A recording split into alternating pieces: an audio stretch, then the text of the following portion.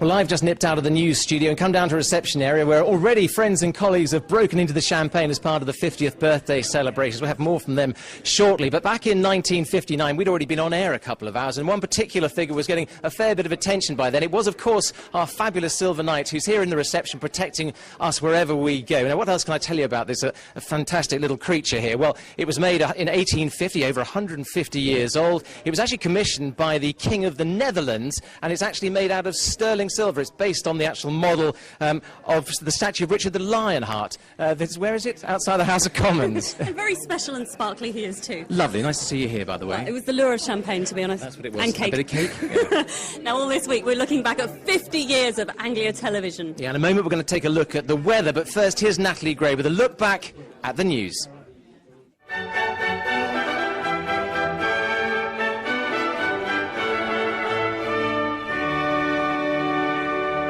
First, there's the news, the local news, all about Anglia. The nerve centre at Anglia House will be receiving news of every occurrence 24 hours of the day. Head of news, Peter Kennelly, will shape it into the twice-daily bulletins following the national news. Every so often, there'll be that hot story that'll send the stills photographer scuttling for his camera and the film unit scorching off to bring back the pictures for you.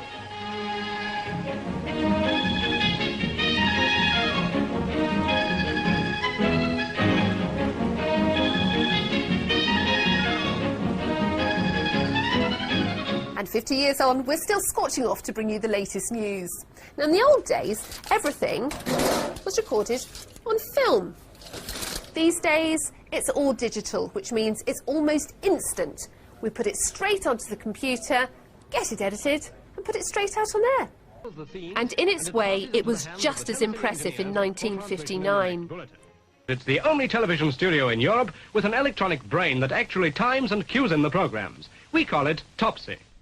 Then, as now, it's important to know what's expected of us reporters and presenters.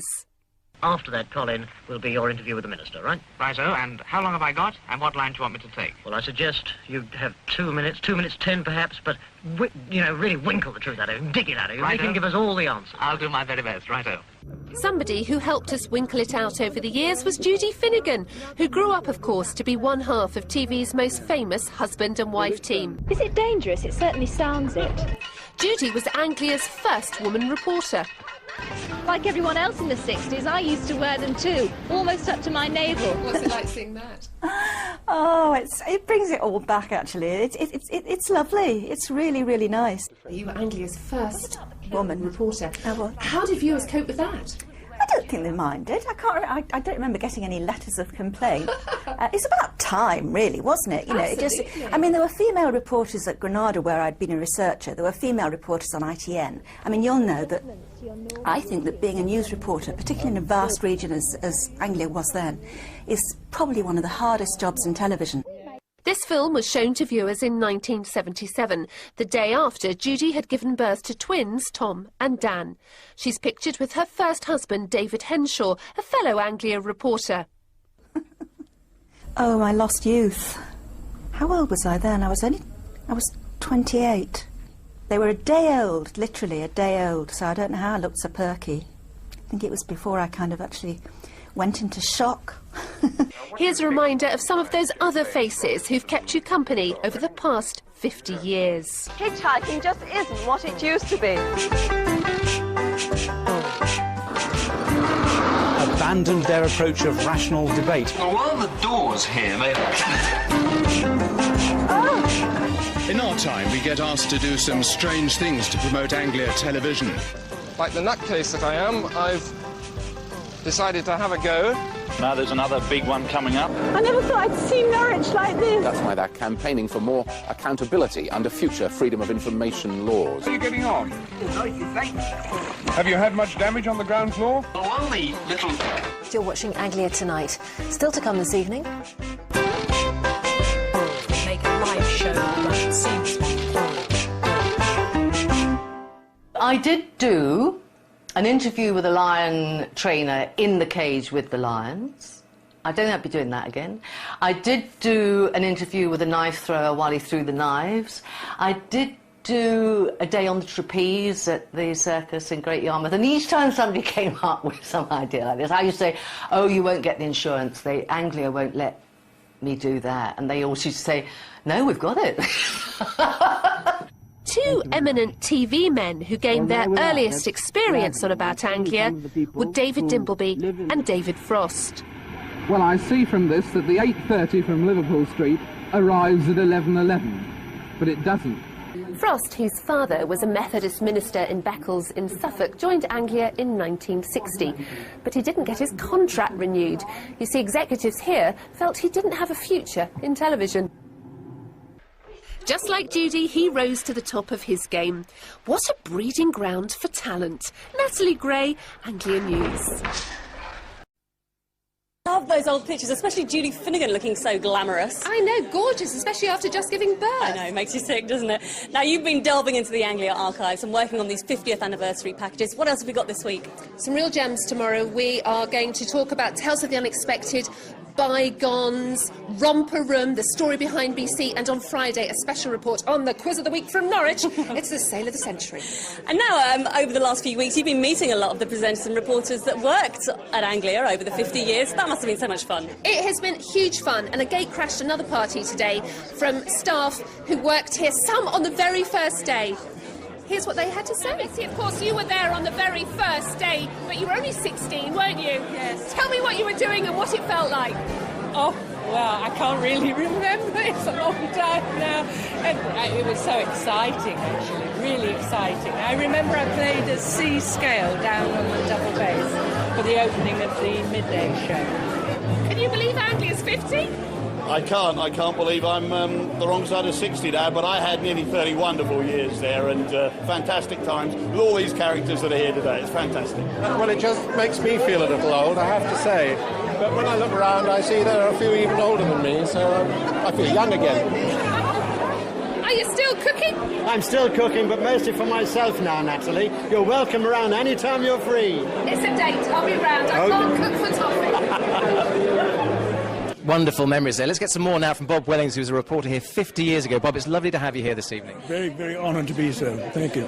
Now, Bob, you started in 1959. You were there for a decade to 1969. Your first television job, it must have changed a lot since then. You must have some amazing memories. Well, my abiding memory, Becca, which has never happened to you, is that after my third week doing About Anglia, I was told that the senior producer, director, rather a bear of a man who frightened me anyway, wanted to see me.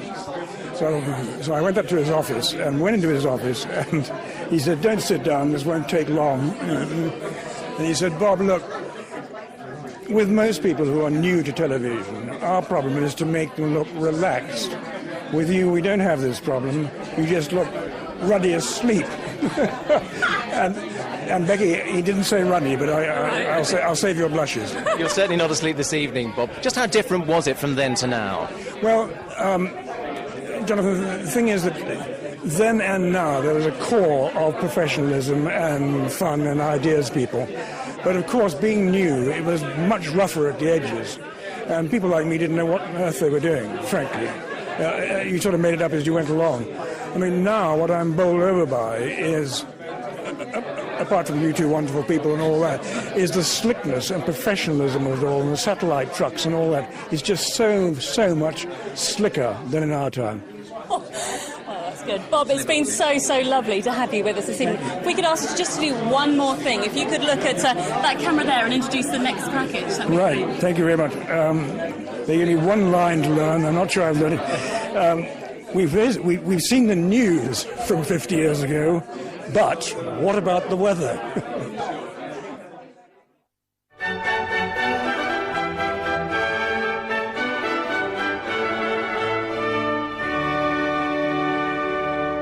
And that's all from me. The weekend weather now with Michael Hunt.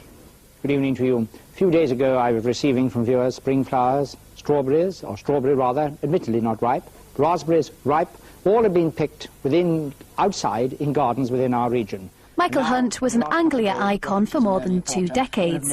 He set up Anglia Weather, the first ITV station to have its own weather department. He was an eccentric, great wine lover, very precise, and frequently fought a war with the control room, as his 2 minutes and 45 seconds for the weather was absolutely mandatory, and he would never take any reduction. This facsimile broadcast receiver is the main source of the material we use in the preparation of the Anglia forecasts. It covers a whole range of material right from the upper atmosphere down to the surface. But wide although this range is, it isn't sufficiently detailed for regional purposes. Every pin on this chart represents a voluntary weather correspondent who helps to fill in the gaps in the reporting network. And one of the pins on the chart was, and it still is, our weather correspondent in Ely, Gerald Rolfe. And Gerald's with me now. So a lot's changed since you first began. Yeah, we started right back in the early 1970s, 40-odd years ago now. The biggest difference from then to now, of course, is the screen presentation. It's progressed from the charts with string on them up to the present day, everything computerised. There must be some key weather moments that stick in your mind. I started in the weather game sort of in the mid-50s, and the 1963 winter was very cold for about 3 months or so, and I suppose it confirmed my interest, really. The other big thing, of course, in the opposite way round, was the 1975 and 1976 summers, which were so hot that we didn't, most of us alive then, didn't really think this sort of thing was, was credible. Like the forecast, not everything went to plan. Weather, a regular part of outtake shows. And the winds along the east coast become somewhat lighter. Let's have a look at the local chart. It's good here, isn't it? It was terrific. I mean, we went from paper charts and pens to computer technology, which we imported from America. We were the first regional company to use it. It's an infrared picture, particularly Over the years, the faces of weather come and go, but the forecast remains the same. Anglia weather continuing to feed the British obsession with what the elements have to throw at us. What a talent. That's so unfair. That was my audition tape. Well, Amanda's here to show us exactly what it was like 50 years ago. It's amazing to think that this is how it started. I know. Well, we had these made especially for today. Now, this is how it's looking tomorrow lunchtime. As you can see, the cold front moves through, so perhaps some light and patchy rain tomorrow. Now, if you could just help me with this chart, Becky. This is a closer look at the region. So starts off cloudy with some light rain tomorrow morning, but it is going to become brighter later. And most importantly, it's actually getting warmer tomorrow, in fact, and I've been dying to do this. Temperatures could get up to 18 degrees. Wonderful. It almost went. That's what you want to hear. Hasn't fell down. Thanks very much, Amanda. Of course, some obvious drawbacks. How many of these could you have drawn up? So in other words, we decided to play one earlier.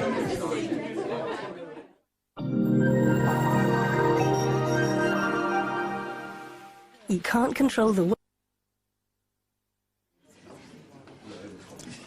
Well, that just about brings us to the end of our 50th anniversary programme. Yeah, we've got a very special cake here and some bubbly, and hopefully, I mean, we're in Norwich, they're celebrating in our news regions around the region as well. So here they are in Ipswich. And let's take a look in Northampton as well. Raise a glass to us, guys. Fantastic stuff. Now we've got we've got a very special cake here. Bob, can we ask you to cut the cake? Come and do the honours, Bob, please. It does look very lovely. Yeah, and while Bob is doing that, which just leaves us to say that raise a glass then, guys, to the 50th anniversary of Anglia Television. Yeah, we'll leave you with some images from the last 50 years. See you later. Cheers. Cheers. Anglia Television. Cheers.